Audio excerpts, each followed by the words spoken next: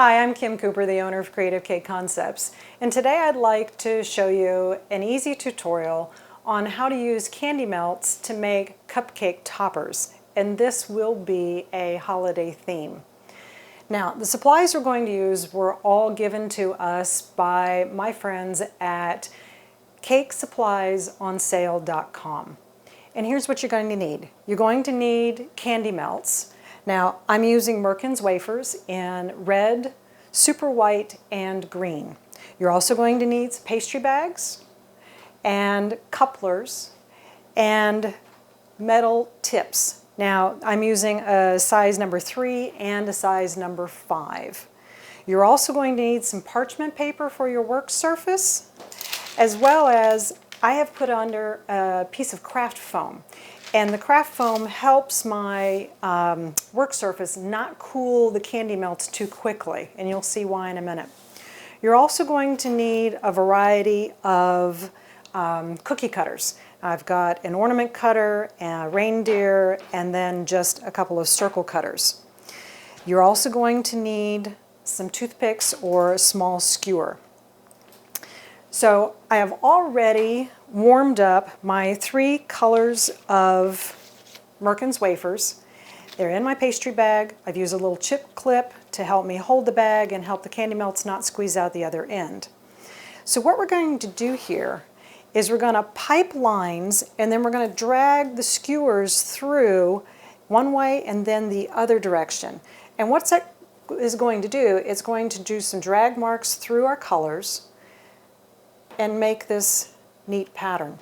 Now, one of the things you might find too is that once you do this, check the back side. Some of the ones that I've done, I actually like the back side a little bit better, and that's what you see here on these round ones. All right, so it's very simple. All you're going to do is pipe some alternating lines, and you want to make sure that this is wide enough to accommodate your cutter. So I'm just going to do some lines alternating in here. I'm going to do one more.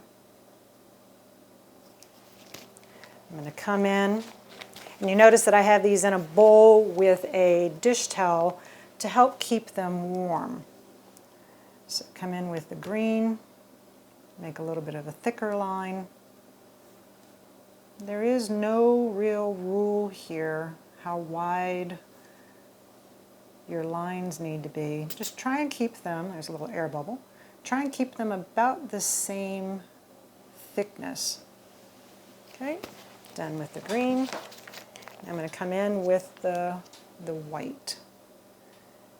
And I see I've got some space in there, so it's a little wider than where the red was, but it will all work out. Go back in and fill. If your space is cool, you do want to work a little quickly so that your candy melts don't harden up on you. So then what you're going to do is take your parchment paper, tap it, and you're going to see how your candy melts, the lines, are kind of blending together. Gets out any air bubbles. Now then again, also working quickly, grab your toothpick and just come in and pull in some shallow lines. And you're going to want some paper towel. Go one direction, come back the other. Make sure that when you're pulling these, you don't go all the way down to that parchment, because it's going to wind up cutting through the candy melts. You see some pretty pattern is starting to happen here. Maybe we get one more. So there you go. I've got this lovely pattern here. So what I want to do again is tap this, because I want to make sure that these grooves aren't all the way down to the paper, that there's going to be candy melt there, so that when I cut something out of it, it's not going to crack in the middle. So then you can just find your cutter that would fit. Now there, I'm going to be a little too tight. I'm not going to be able to get the reindeer's legs. This one would work, but I think the round would work really well because I can capture some of that design right in the middle. So you're going to go ahead and just pop that down in there. Don't twist it at this point because you'll start to pull that pattern. So then what we're going to do is take that craft foam out.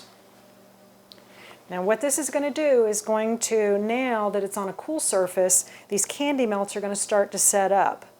And you just want to make sure that before you try and remove your cutters or the design, that everything has solidified so that you don't pull it up and it all falls apart. So you got to set this aside and make sure it's cool.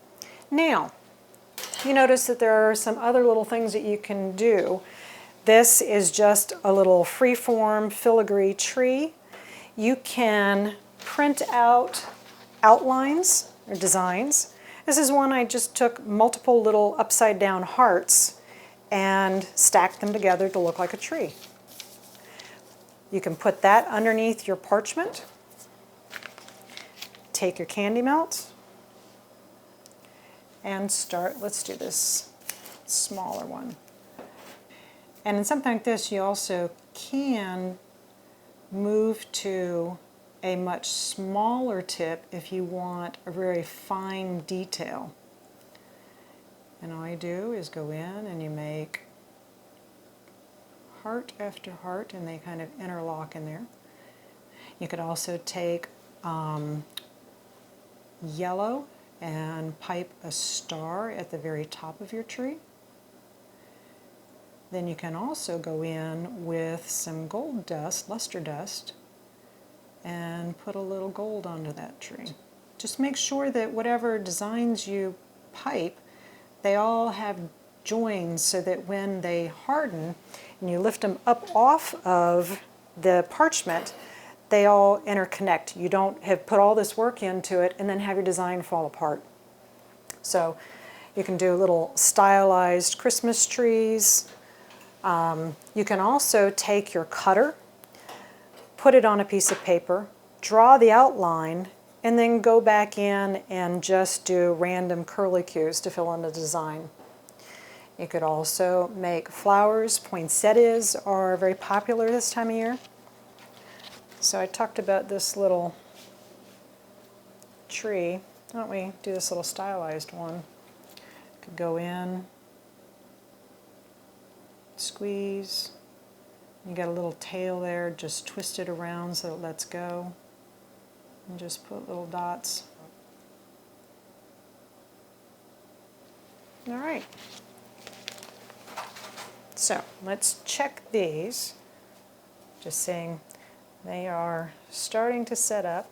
Now with these, but the round ones you can kind of wiggle a little bit. Now these are really nicely set up. So I'm going to now break off this extra candy melt using an offset spatula. I just come in and see if it is ready. It really should snap. It still feels as if this is a little too cool to come off. Now, with this extra candy melt, you can melt it, make it into another color, but it is really not going to be useful for much as is. Okay, we're going to have a couple more minutes. So I'm going to see how we are with these, if we're cool enough now.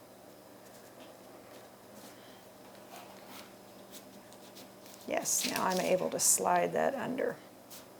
So I'm going to break in between these, take this, I'm going to really push down to make sure that the candy melt break on the outside of the cutter. And if you're planning these for a set of cupcakes, make sure that you make multiples because you will have breakage. So rather that you make a couple in advance and a couple extra. So now you can see in that cutter, I like to clean up the edges once I pick it up. And see, that's kind of an interesting pattern there, but inside we have that swirl pattern. Very carefully going around the inside. You're just going to push down to get that to release. And if we're lucky, we won't have that break. So, there's one. See if we can get the second one to release. Okay, it's free underneath. You can use your offset spatula just to help break off that extra. Get all this out of the way, like so. And then very carefully, all the way around the inside, push down until it releases. Don't rush it because that's how they get broken. All right, so there you have two interesting Christmas balls. And one of the things you can check is the back side. This has a couple of different bits of color. So these, I think, worked out lovely. So there's a lot of different things that you can do with these. You can then take these, place them on your cupcakes, and you have some really interesting special cupcakes to take to your holiday parties. I hope you've enjoyed this tutorial and you give this a try.